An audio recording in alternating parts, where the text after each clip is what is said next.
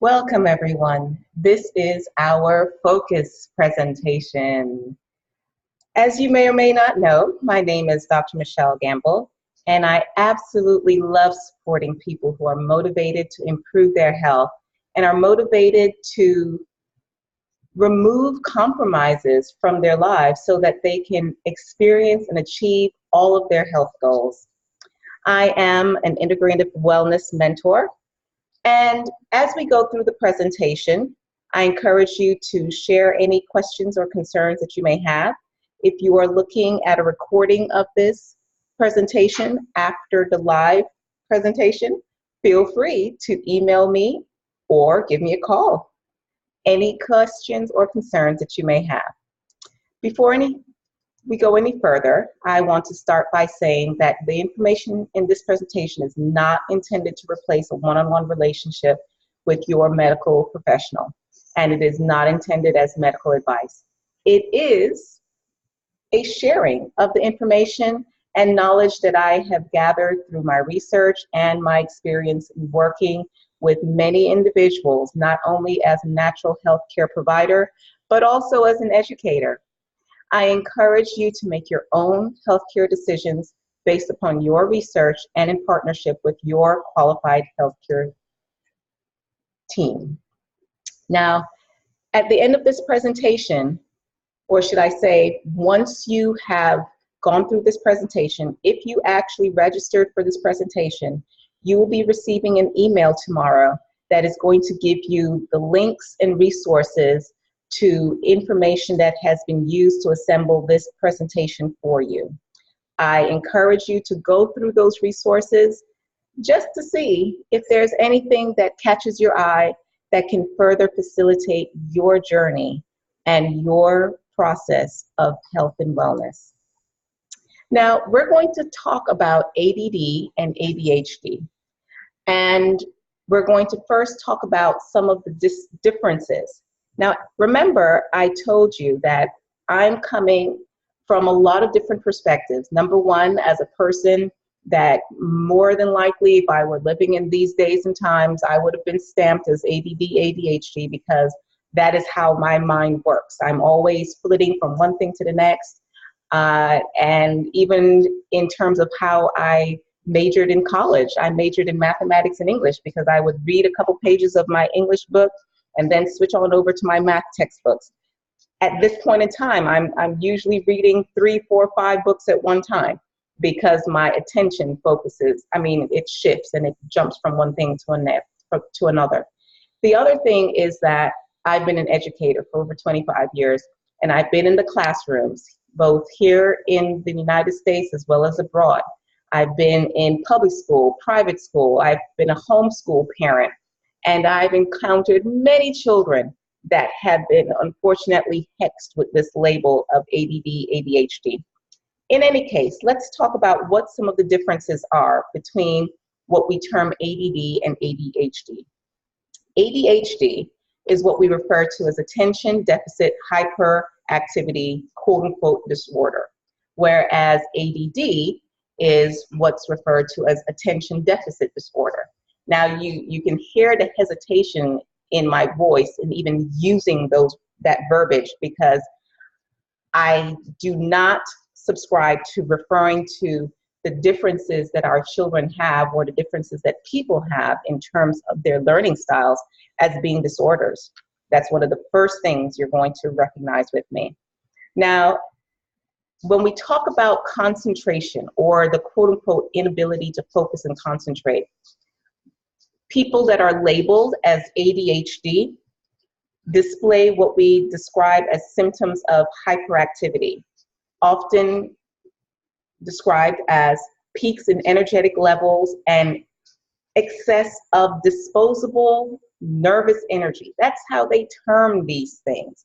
And again, I hesitate to use that kind of language because we all operate differently and all of us have different gifts. Indeed, the ability to be extreme in our energies can be very useful in certain contexts. Now, when we talk about ADHD, a lot of times these people are described as increasingly restless, fidgety, incapable of sitting still or maintaining focus for a long period of time. And they have many studies that they will use for this. I am stressing to you today that many of our children that we label ADD or ADHD can actually hyperfocus when they are presented with materials that they are interested in. And focus is a strange thing because we can entrain ourselves to increase our focus and to direct our focus at will. But many of our teachers, many of our psychologists, many of our medical doctors are not aware of this. And then the other thing that we're going to talk about is the fact that there are differences in how the mapping of different brains are. I subscribe to you that these are not disorders. These are simply the wonderful variation that the divine has given us. Everyone was not hardwired the same way, nor should we be hardwired the same way. Number one, what a boring world that would be. And number two, we would lose out on all the phenomenal benefits that we could obtain from people who have these differences in hardwiring. When we look at things from a functional perspective, unfortunately, ADD drugs and ADHD drugs are part of a multi-million-dollar pharmaceutical industry that is dependent on continued diagnoses of a quote-unquote disorder by medical doctors. As the diagnoses for our children with ADD and ADHD rises, so do the requirements and expectations for drugs to treat them. 11% of the children in the United States between the ages of 4 and 17 are diagnosed as quote-unquote ADHD positive. And it follows that a lot of the parents and the caregivers for the children in this age group do not feel comfortable in treating this label or this hexing with drugs. And I support you in that hesitation, because why would we treat something that is not a disorder? Again, I'm proposing to you that this is not a disorder. Now, what we need to look at is rather, what are some of the symptoms that our children are presenting with? Because some of the symptoms do have a basis in nutritional deficiencies, environmental factors, etc., that play a tremendous role in the manifestation of these different symptoms. And that is what we're going to be talking about today.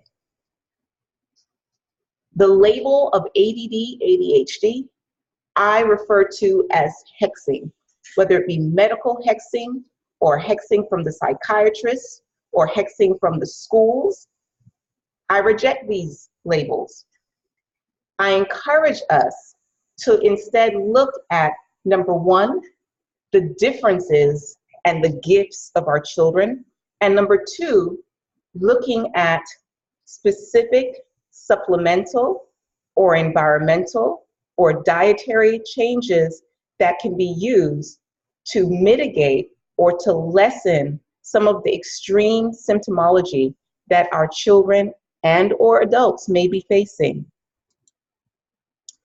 One of the things that we identify in many children and adults who have a quote-unquote deficiency of focus, and again, I hesitate to even use that word deficiency, because what is deficiency of focus? Who decided what is optimal focus, what is regular average focus, and what is too little focus? But all that being said, there is a difference in the levels of dopamine in these particular individuals.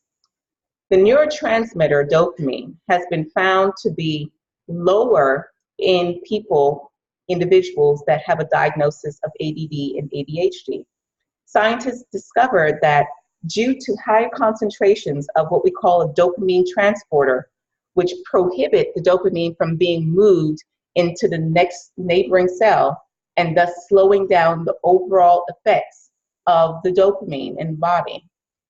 The initial shift in medical understanding of both ADD and ADHD came when scientists began to notice that quote unquote hyperactivity that we associate with ADHD usually comes from a lack of ability to focus.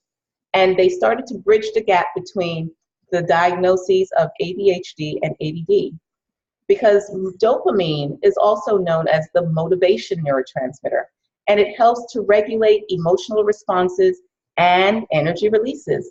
It also follows that increasing the levels of dopamine can assist in increasing overall focus and attention span, and regulating emotional responses to things that ADHD sufferers may have difficulty in controlling. Dopamine is also associated with other cognitive-related disorders such as anxiety and depression. So seeking to increase dopamine levels may help people in the long term. Now, what we start to look at from my perspective is, number one, why are the dopamine levels low? And number two, how can we bring balance or increase the dopamine levels without the use of medications?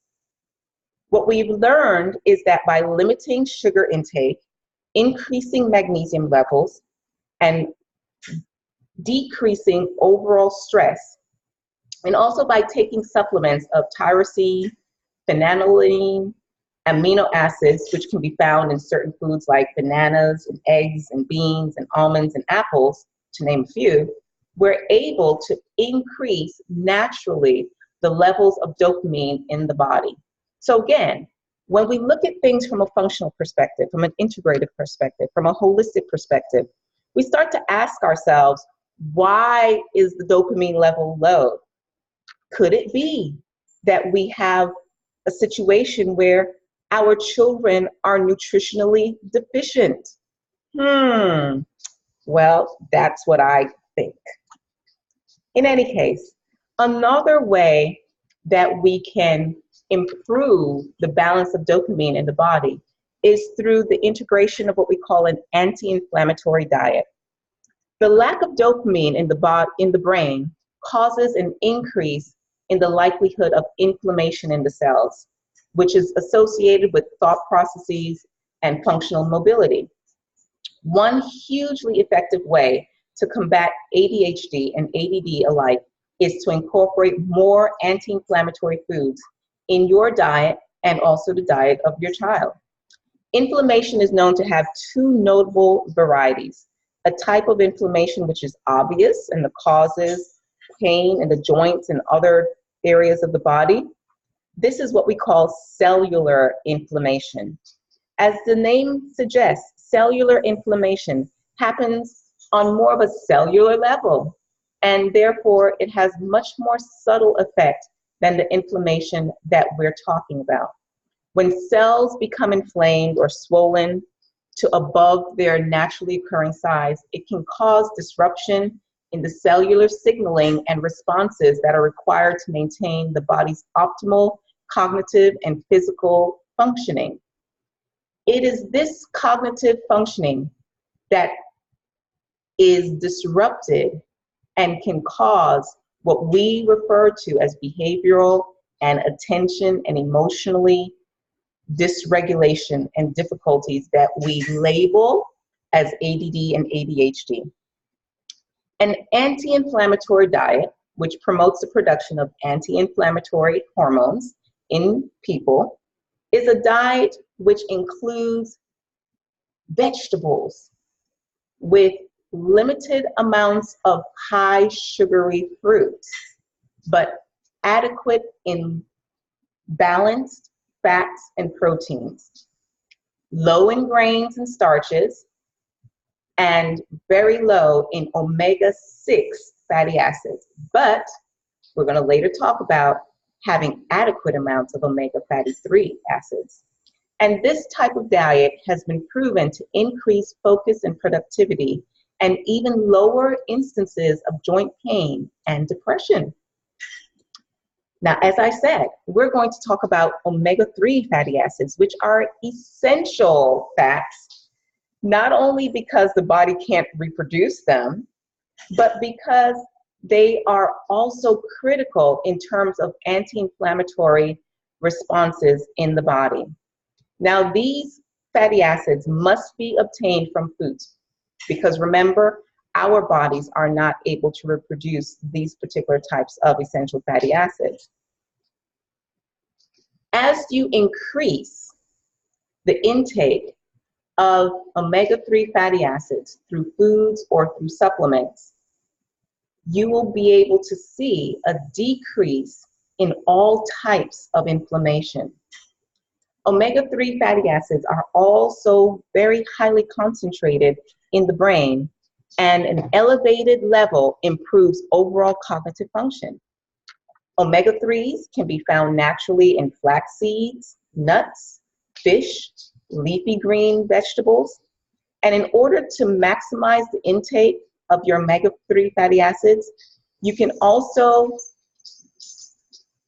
integrate your intake of supplementation with these types of foods that have also been linked to reduced instances of depression, asthma, rheumatoid arthritis, Alzheimer's disease, and dementia.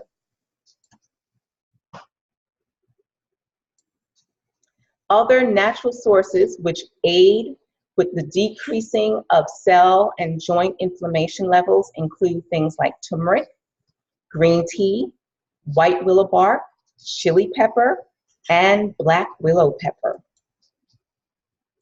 Another dietary approach that helps to reduce inflammation and that has been used effectively to soothe some of the extreme symptomology that is correlated with ADHD is what we call an elimination diet. Typically, an elimination diet includes a person removing or eliminating certain food types and strategically reintroducing them into the diet after the food has been eliminated for a significant period of time, at least 3 to 4 weeks. The idea behind this is that you're going to be able to determine whether or not certain foods are having a negative impact on the body, the behavior, and the cognitive ability of the individual. And it also helps to determine different types of food sensitivities, allergies, intolerances, and other types of digestive reactions. Some foods that are generally removed in an elimination diet include things such as dairy products, gluten products, such as wheat products, foods that have specific types of food colorings, nuts, soy, seafood, and citrus fruits.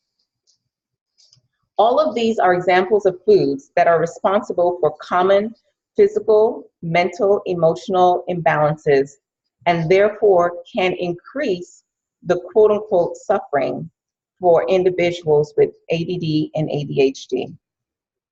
Elimination diets, as I said, are usually integrated into a person's lifestyle for at least 2 to 3 weeks, which gives the body a long enough period of time to adjust to life without them, to clear them out of the system, and then slowly reintroducing the suspect foods one at a time.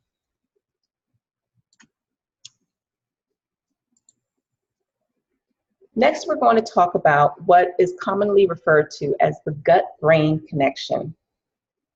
Another area that calls into question the effects of various nutritional deficiencies in ADHD and ADD sufferers is what we call the gut-brain connection, which modern mental health studies has taken an increased interest in. The fact that the gut and the digestive health has been linked has been known for quite some time. And now we're making that connection with what we refer to as ADD and ADHD. If you've ever experienced indigestion, you'll know how uncomfortable and stress-inducing it can be. It can render you incapable of focusing on any other task, and it can make you irritable and anxious to be around. For anyone who suffers from an extreme form of this, such as a disease, celiac, you might be very familiar with what happens in an extreme case of indigestion. But even if you're not a celiac person, or should I say, even if you are not experiencing the state of celiac dis-ease, we've all experienced discomfort, negative emotions, and bad emotions that can result from a period of indigestion. That is why it is no surprise, at least not for me, to learn that there is a gut-brain connection and that our health significantly parallels our mental state, and our gut health go together. The theory that gut bacteria are intricately linked with our brain through the nervous system and the spinal cord and through hormones and the immune system is not new, but we are learning more about it at this point in time. Indeed, what we term the vagus nerve, which is the main communicator between these different areas of our being, this is the communication cable that transmits neurotransmitters from the base of the spine, which is conveniently near the gut, and it connects it to the brain. This is important to understand because it further supports the fact that healthcare providers have promoted for years, which is that what we put into our bodies truly does have an effect on the way that our minds work and the feelings of positivity and or negativity that we may experience.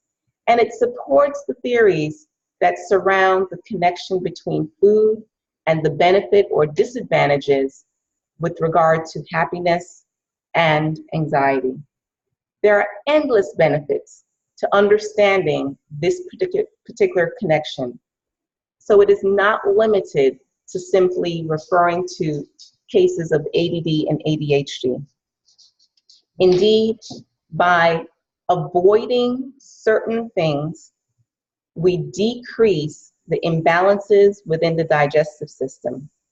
One of the wonder foods that help us to decrease that discomforture is the incorporation of fibrous foods that help us to clear out the digestive tract and also help us to produce neurotransmitters and increase the fluency with which our nutrients are absorbed within the digestive tract.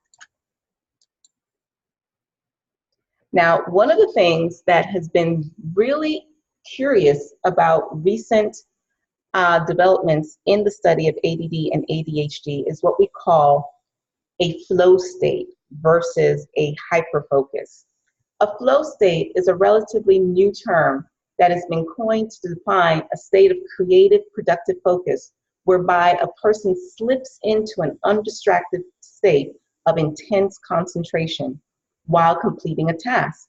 This is ultimately the complete opposite sensation to the constant state of stimulation and distraction that many people with ADHD experience. The flow state is definitely not a new sensation, as humans have been creating and focusing in such a flow state since the beginning of time. However, developments in technology have damaged our ability to tap into this flow state because it has created more distractions from us being able to transition naturally into a flow state. Those distractions that I'm referring to are things like electronic devices. In terms of ADD and ADHD, there have not been studies that show there have been studies that show that it is not uncommon for individuals who have these particular diagnoses to flourish intensely when in particular areas of interest. So it is not that our children or our individual with ADD or ADHD are not able to meander into the flow state. What it is that there are certain environmental factors, and that environmental may be internal or it may be external, that prevent people from being able to transition into this flow state. You will notice that sometimes our children are what we call hyper-focused. But this hyper-focus tends to be involuntary, and it tends not to be something that can be quote unquote controlled. I am suggesting to you that we can teach our children and ourselves how to transition into a flow state where we can be hyper-focused and intently focused on whatever it is that we choose to be focused on. So now, in terms of finding your flow, whether you have a label of ADD or ADHD, this is very critical, because when you are able to transition into your flow, what we refer to from the Heart Math Institute as coherence, when you are in your zone, other aspects of life do not have the same type of stressful impact upon you. And this is the beauty of the flow state.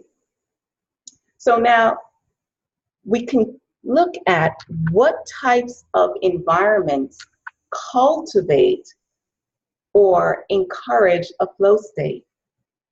Certain methods that help a person to transition into the flow state include things like incorporating daily mindfulness techniques, meditation, yoga, also incorporating things such as reading a book, decreasing screen time, going into nature. All of these things can cultivate the ability to enter into the flow state. Another thing that we would like to talk about tonight is what we refer to as emotional intelligence. Remember, I started this presentation by saying to you that I refuse to refer to our children and our adults who have the labeling of ADD or ADHD as being dysfunctional or having a disorder. I truly believe that these are individuals who have a particular gift, who have a particular way of interacting with the world. And yes, one of our goals as human beings is to expand and to be able to learn different ways of interacting with our world. And at the same time, we should not, or I believe, we should not castigate those who are different from us as being abnormal or atypical or disordered or dysfunctional. One of the things that I have noticed with individuals that we label ADD and ADHD is that many of them have what we call an emotional intelligence. Emotional intelligence is being capable of processing difficult thoughts and emotions. And one thing is that we can help them to become more aware of flowing in and out of states where they feel that they are not in control of what they do. This is what we refer to as emotional intelligence, being able to understand how to interact with the world, how to perceive different emotions that are coming from other people. And people with ADD and ADHD at times may seem as if their emotional maturity is lower. But I will submit to you, from my experience as being a classroom teacher for over 2 decades, is that these children perceive things in a different way, in a more subtle way even, than others do. And they tend to internalize what they're perceiving and don't necessarily have the understanding of how to express what it is that they are perceiving. Another thing that you will notice is that many people who have ADD and ADHD respond beautifully to music. Indeed, music is another all-natural, drug-free strategy that has been used to improve the symptomology of the quote-unquote ADHD brain, and to help those who struggle with focus to be able to concentrate more intently on a task at hand. I cannot tell you how many times I have seen with my own eyes in the classroom, when I turn on music, some of the children who are bouncing off the walls and couldn't get the work done, all of a sudden they set into a groove and their heads are bopping and they're starting to hyper focus and really zone in on the exercise or the activity at hand. Music therapy studies have shown that the parts of the brain activated by hearing certain frequencies and rhythms of music are associated with the overall areas of focus required to complete tasks. Therefore, many adults even who have ADHD have reported that playing certain kinds of music while trying to study or engage in another kind of productive task helps them to gain focus and clarity while enabling them to complete their tasks, which otherwise would have been impossible. But how, you may ask? Well, the rhythm and the structure which the music provides can be extremely soothing to the ADHD brain, which may struggle to process thoughts and mental patterns. It can help them to regulate these thoughts and make them a little bit more linear, as a typical well-structured piece of music has a clear beginning, middle, and end, and doesn't get sidetracked or distracted by a million different external factors along the way. This is what happens when the ADD brain integrates its thoughts within the predictable pattern of the music. Music also fires up certain synapses in the brain that are associated with dopamine levels. Remember, we talked about dopamine a little earlier, which is a vital hormone required for the regulation of ADHD-related mental patterns. There are a number of different frequencies and styles which people have found to work in terms of creating a calming effect on ADHD. And the thing is, it differs for everyone. So it's worth taking time to test out different types of music and frequencies before settling on one. Another study has shown that exposure to green, exposure to the environment can help in increasing the benefits of persons with ADHD. Green areas, outdoor activity. In fact, the fascinating results stated that instances of hypertension and hyperactivity were significantly reduced in those who were exposed to a green forest and areas in nature over a period of time. And the recommendations to parents of children with ADHD include increasing outdoor activity levels that will not only help in terms of exercise and movement, but also serves to put the child in touch with the grounding forces of nature. Where possible, move the current indoor activities to a green outdoor space. While it's not practical for many lifestyles and environments, the study clearly shows that expanding environmental boundaries helps with the regulation of ADHD pattern thoughts. Other environmental factors include using things such as essential oils in a diffuser, which can create a calming response in the nervous system and therefore help to decrease the overactivity of certain parts of the brain. Decluttering sounds can help, as well as creating an environment that reduces anxiety and promotes an overall feeling of safety. People have also used ancient Chinese medicine practices in integrating remedies and methods to be able to soothe different aspects of their beings. By identifying which aspect of your person may be out of balance, whether it be the wind, the air, the fire, the metal, the wood, all of these principles correlate to different systems in the body.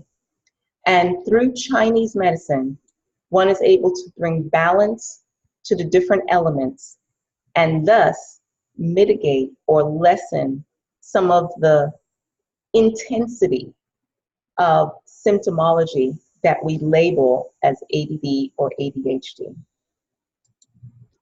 Remember, we also talked about things like mindfulness and yoga and meditation. Now, yoga, mindfulness, and meditation have become increasingly popular as beneficial activities for both physical and mental health.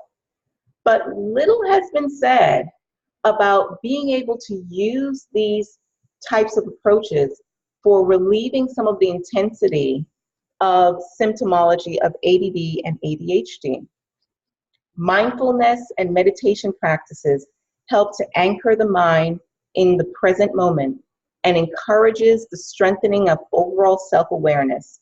It follows that these would, of course, positively affect the ADD or ADHD individual.